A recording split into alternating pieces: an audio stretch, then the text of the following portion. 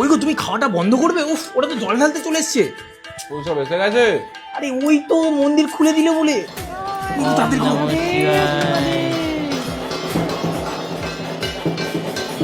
বাবা, আমার কৌশিককে ভালো রেখো।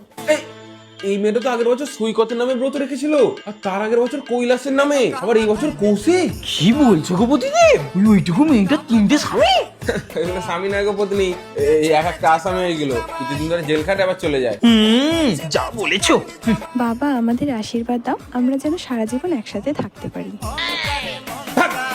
ছোট মেয়ে উচ্চ পরীক্ষা কোথায় সিট পড়েছে? প্রীতি করতে এসছে। এই সুন্দর ছিল মানো মানো। আমি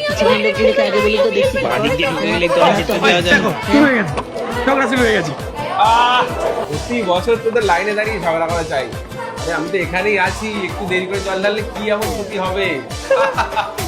প্রতি বছর সেই একই জিনিস। ওই দেখতে কিন্তু হেভি লাগে বলা। যা বলেছো পত্নী।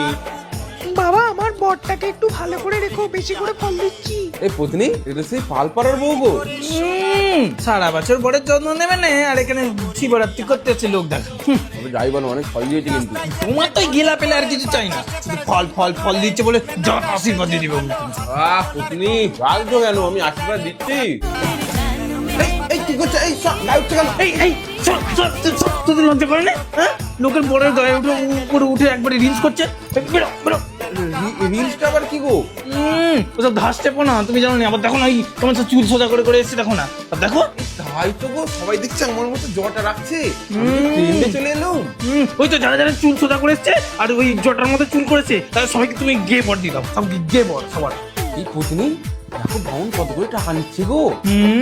আজকে তো ওদেরই কামানোর দিন। আর টাকা লাগবে না, নিয়ে আছে। ঠাকুর মশাই, আমায় একটু চান জল দিন না। সারা বছর তোরাই তুই পাবে ভাবে গিয়ে মদ মাংস খাবি, আর আজকে চান্দল দিন না, চান্দল খেতে আসছিস। তারপর বিপি না ছিপি সব খাবে। হ্যাঁ, ওই সব খাবে। নন্দী একবার ঘুরতে গ্যারেজ করে দেখবি একবার। চান্দল খেতে এসছে।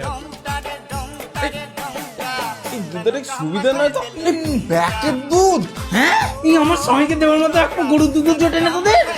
সেদিন আমাকে দুধ দিল নি তো, প্যাকেট দুধ দিল।